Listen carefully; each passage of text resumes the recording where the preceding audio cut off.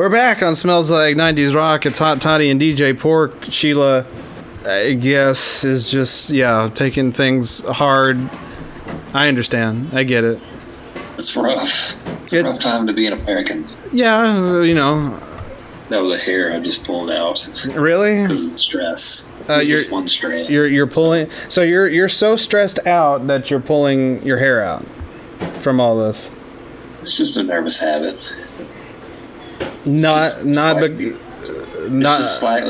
just slightly amplified by this whole year. I was about to say, it's not because our country's falling apart. It's a little more intense than usual for this year. But because of the fact that our country is falling apart, right? Yes. Yeah, we're facing open authoritarianism. Yes.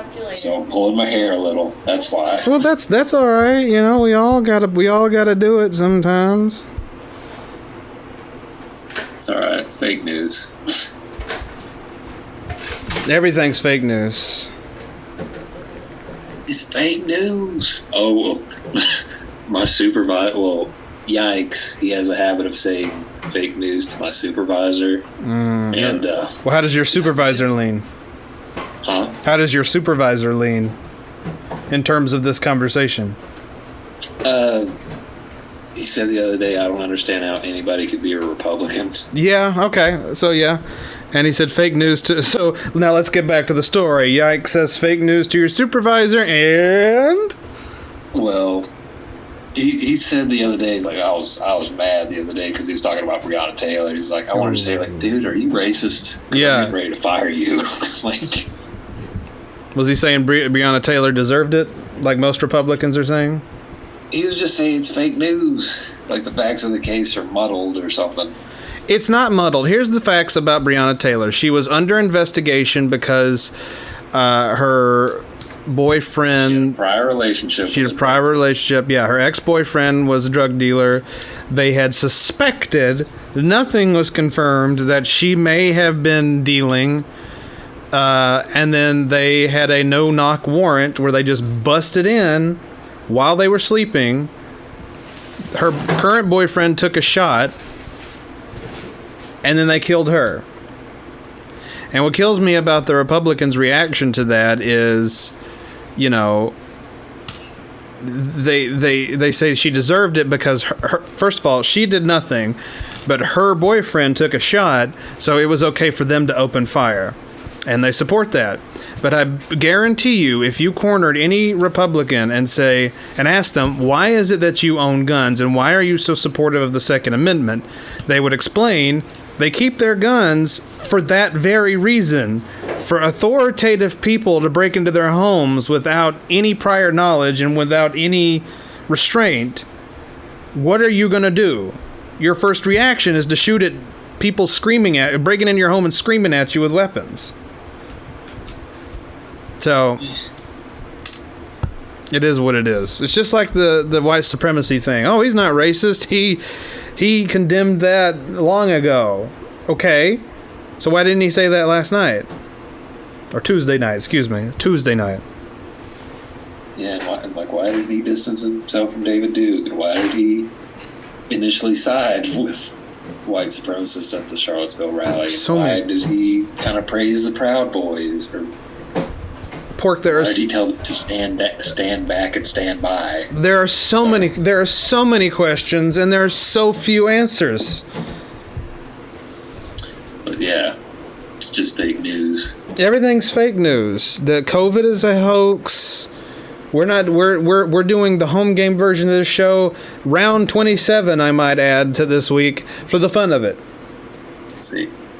Although on a slightly lighter note, my supervisor said, he's like, yeah, like just Trump supporters, they're nuts. He's like, I was at Subway the other day, and some guy came in not wearing a mask, and they were going to refuse him service. God.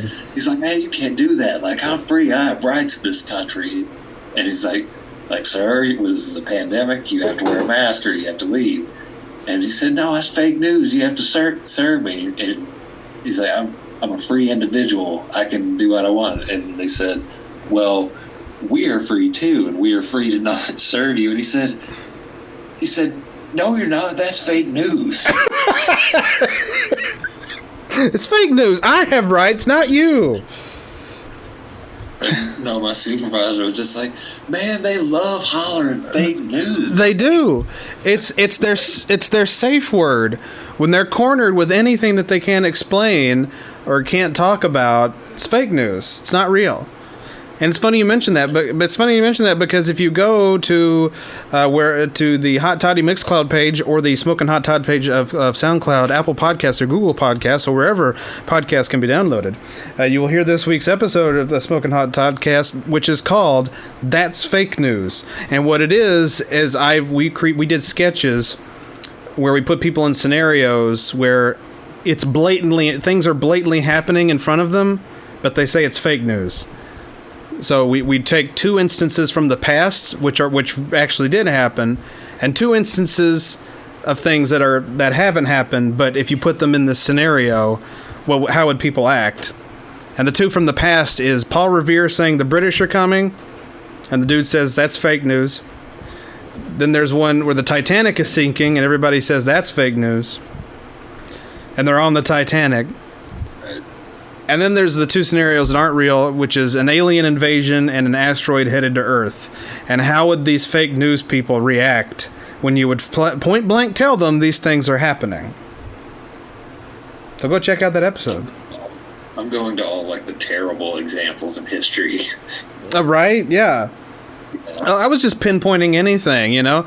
I mean, Paul Revere. Harvey Oswald is climbing the books depository. That's fake news. Well, I mean, that is the greatest conspiracy theory of all time. I believe he acted alone, but there's plenty of people out there who have some interesting evidence. It could be something else. I'm not saying that's fake news. I'm just saying that there could be more to that story.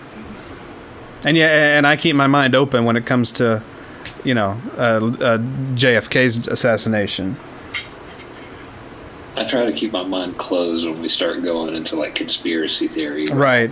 Well, that's like that conspiracy theory I've always found interesting, and I actually do believe I've said this on the air before that the government is holding the cure for cancer because they want to keep, you know, upping sick. You keep people sick.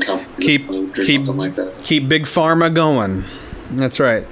So because I mean that's where the money comes in, is all these cancer treatments, cancer medicines, things like that. So I do believe that that's a thing, and I keep an open mind when it comes to the Kennedy assassination. Although I fully believe it was Lee Harvey Oswald. Maybe Jack Ruby had a hand in it, but I think that's as far as it goes.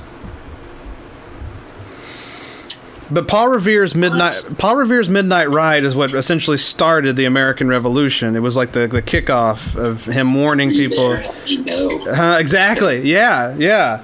Well, that's in the sketch. He's like, the British are coming, and everybody's saying that's fake news. And he's like, I just saw them. They're coming over. Hey, we're supposed to believe you? You think the British are coming? Wait, where?